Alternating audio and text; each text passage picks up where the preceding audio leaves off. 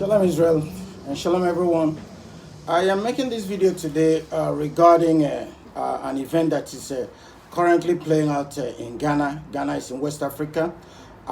This event has almost played out in South Africa and perhaps somewhere else, but it was not as prominent as what is going on in Ghana. And that event is the forceful capitalization of Nigerian businesses with $1 million, which is being imposed by the which is being imposed by the Ghanaian authorities, and they're very tacit. They're very taciturn about it. They are not shifting ground. And this is election season. In the next couple of months, Ghana will be conducting another cycle of election, and it seems to me that some of the politicians are weaponizing and using as political ammunition the vulnerability of Nigerians in order to win electoral offices. And to me, this is foul, it is shady and scandalous on their part. It is inconceivable for an African country to impose a 1 million naira capitalization on small businesses. These are not petty businesses. I know the intention of this policy is to protect Ghanaian petty traders, but these Nigerian traders are not petty traders. They came into Ghana with large sums of money, and this is the dream of every country, to have citizens of other countries to pour resources in, to bring their skill set, their competencies, their ideas, and that is what built the United States of America. American founding fathers and ancestors were very brilliant, wise people. They said, bring your huddled masses, bring your poor, your rich, your sick, your infirm, bring them to our shores. We open our arms unto them. And that was a very brilliant economic policy.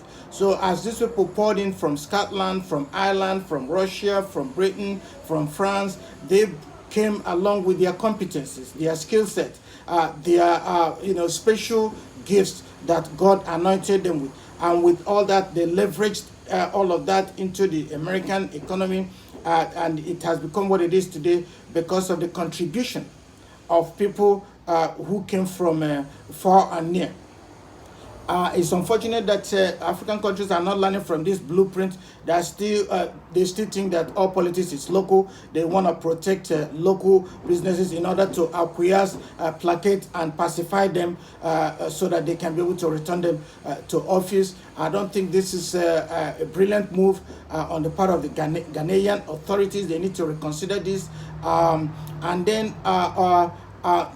This goes to the Nigerian economic planners. I don't think you're articulating your planning properly, because Nigerians in the diaspora bring in over 25 billion United States dollars. I'm talking about billion in capital letters. 25 billion naira. 25 billion United States dollars, and this has been used to shore up the Nigerian economy that is already in the doldrums because of the dwindling oil prices. If Nigerian policymakers understand the complicated and nuanced principles of economics, they will know that they need to protect their cash cow. That segment of the economy that infuses lots of foreign exchange into your economy, you need to do whatever it takes to support it, to make sure that it's not threatened in any way, shape, or form. So much so that if you hear that Nigerian diasporas are facing difficulties in other countries, you need to step up and go there and quash that problem. You need to engage with that country so that Nigerian diaspora can be left alone. Remember, they are bringing in 25 billion, more than 25 billion dollars. In the last 3 years, Nigerian diaspora brought in over 75 billion dollars. It might have been over 100 billion dollars because we don't have proper statistics. But it's important for us to take another look at the way our economy is being supported. I think we need to put the microscope. We need to put more emphasis on diaspora funding so that Nigeria can engage with Ghana. If engagement and rapprochement does not work, then we can bring out the stick. I understand that there are over 75,000 Nigerians studying in Ghana and bringing in over $1 billion United States dollars into the Ghanaian economy. That's a lot of money. Lagos state government, I just want to put things in context here. Let me contextualize it for you. Lagos state government is planning to build the 4th mainland bridge at the cost of $1 billion. They can't find that money. They are looking to support that project through a public-private partnership. People are still kind of developing cold feet because they don't want to infuse their investment where they are not sure they're going to recoup their income. So look at how much $1 billion were given to Ghana through school fees, tuition, and other costs. We'll look at what it can do to our own economy. So Nigeria may begin to regauge and reconceptualize its foreign policy. So much so that we might begin to direct our students who wish to study outside Nigeria to friendly countries like Rwanda. Rwanda has become an English-speaking country. It's one of the cleanest countries in the world, and it has stability. The school system there is perfect.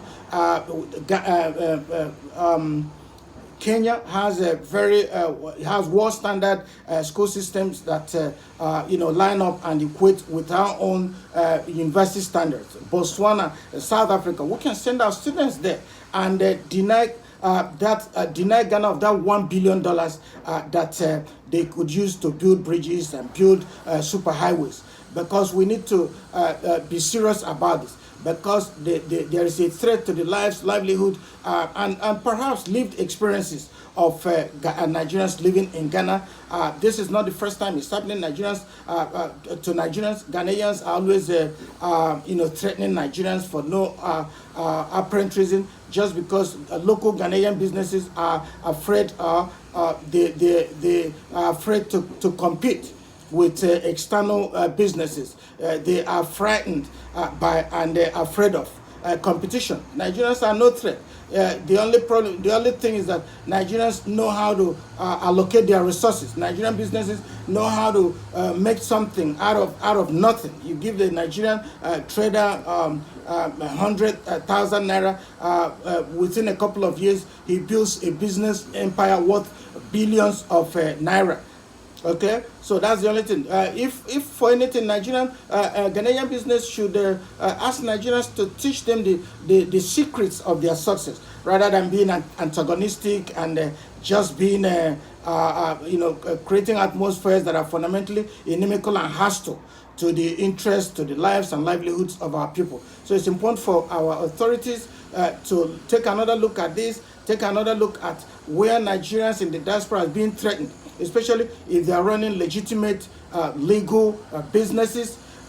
Our authorities must step up and engage with those countries so that Nigerians can be left alone.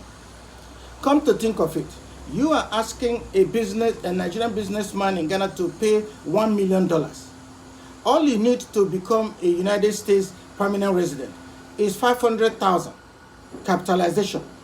If you can start a business worth $500,000, they will give you American permanent residency.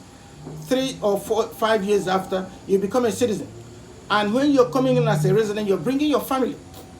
And you will be under the protection of the United States government. When you get old, you get Social Security, you get Medicare, you get hospice if you're really, really sick. You get a lot of privileges and rights. What do they get in Ghana? I'm not sure Ghana is even giving citizenship after people pay $1 million. And think of how many secondary schools you can build in Nigeria with $1 million. And do you know how much you're going to be making? A secondary school that doesn't have a boarding facility charges each student 280,000 naira every 3 months. And they pay this 3 times a year. So if you have 100 students, look at how much you're going to be making. So, people need to think about how to effectively and efficiently allocate their resources. It's not just by because it's called diaspora, it's called another country, you think you can make more money there. What you need is actually right there in Nigeria. If you have $1 million, go and build schools, build other businesses that don't require you to import anything. So, sometimes we don't sit back and look at opportunities. Opportunities are right there under our nose. So if Nigerians have $1 million to give to to Ghanaian government. They should rather take 500,000, give to the United States government. They're going to give them a visa. They go to the United States and become permanent residents 3 or 5 years after they become citizens.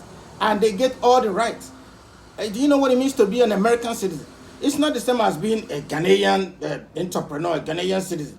I'm just trying to contextualize and put things in context right there. And some other advanced countries require less from foreigners in order to live and work in their countries. Norway, Netherlands, Britain, France, Russia, different countries in Scandinavia require less of you in order for them to, embrace you and accept you with open arms for you to live, work, and do your legitimate business in their countries. So Ghana should not dominate the headlines anymore because it doesn't have much to offer. Nigerians, as a matter of fact, are going there to help prop up the Ghanaian economy that has always been in a backward economy. And I'm not trying to deprecate or demonize Ghana, but what they are doing is not something that I have to give them accolades or I have to stretch out my hand to give them a handshake for doing such an outstanding, spectacular job. So they need to rethink some of their draconian, drastic policies toward fellow African countries. And these traders and businesses and businessmen and entrepreneurs are abiding by the protocols established, practices, procedures established by the ECOWAS, Economic Community of West African States, which every country within the sub-region is a signatory to. And then at this point now, some countries are backtracking.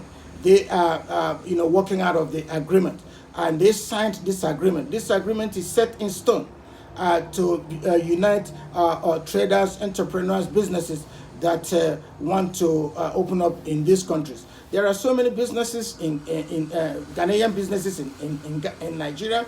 I remember one Ghanaian mechanic that used to repair my vehicle, and he was very good at it.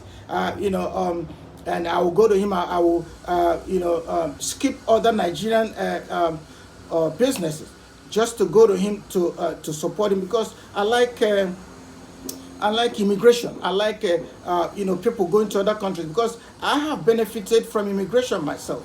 America gave me a lot of opportunities. They gave me world-class education, gave me jobs, gave me opportunities, gave me health, gave me security. They gave me everything. They opened up their arms for me. So when I see Nigerians, other nationalities in Nigeria, I look at them, from a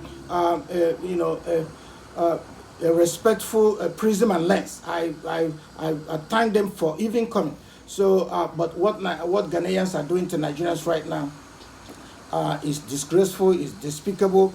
It is just unacceptable. So it's important for Nigerian foreign affairs policymakers to take another look at this. This is not going to be the end of harassment or of policies that are fundamentally inimical and hostile to Nigerians. It's still, countries are going to look at this as a template and then start their own problem against Nigerians if they find out that Nigeria has a weak response. If Nigeria must stop further harassment of its citizens in other countries, they must have a proactive, quick response. They need to engage with Ghana.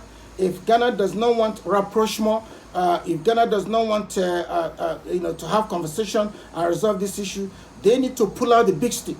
Nigeria has the leverage. There are a lot of Ghanaian businesses in Nigeria, a lot of Ghanaians. Why is Ghana not even chasing away Nigerian students? They need to articulate this policy across board. So it's not just against Nigerian businesses. What about the 75,000 plus Nigerian students who are bringing in over $1 billion into the Nigerian economy? Why don't they make a policy to discourage them from further pursuing different endeavors of academic pursuits, for the different academic pursuits in Nigeria? I think this policy is not even about $1 million.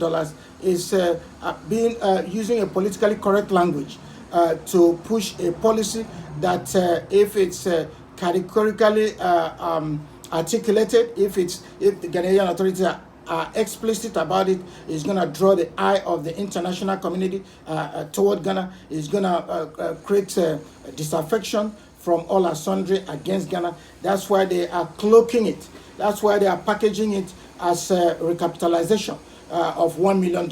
Nobody will ask you to pay $1 million in America, which is the biggest and greatest economy in the whole world. And it's in Americans are very smart. Take, for example, in California, in the Silicon Valley, of Sunnyvale, Palo Alto, where you have Stanford University and all the surrounding areas in that sub-region. Many of the social media and the technology products that are emerging, that have emerged at the turn of the 19th and the 20th century, all came out from California. And many of the people that were behind these technological developments were foreigners or children of immigrants. Google, Facebook, Craigslist, Apple, Uber, Tesla, name it. They all came from that region because America is a very brilliant country. They make sure that there is a welcoming climate. There is a friendly climate for people to leverage their intellect, their competencies, their skill set to produce something we have never seen before in the world. So that's what Ghana needs to do. That's what many other African countries need to emulate so that our country will stop being stagnant. We stop being going around in circle and in cycle and advance like the rest of the world. Thank you. That's my contribution to this quagmire within the Nigerian foreign policy sector.